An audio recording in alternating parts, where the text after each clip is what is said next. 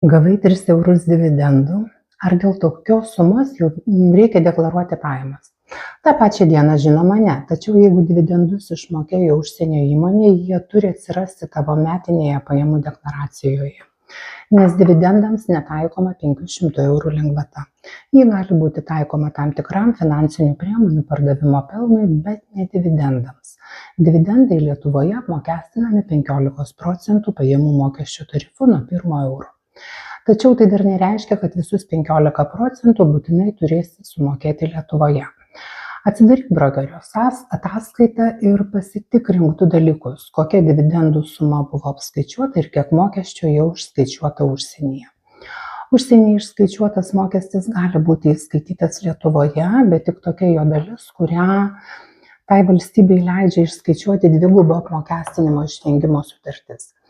Jeigu galima įskaityti visus 15%, Lietuvoje papildomai mokėti gali ir nebereikėti. Jeigu galima įskaityti tik 10%, Lietuvoje gali likti primokėti dar 5%.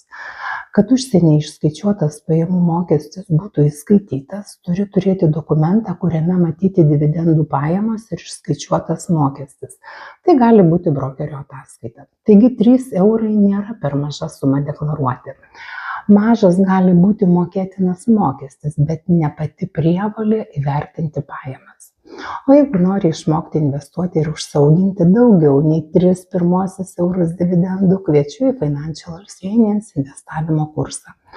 Nuorodą rasi komentaruose.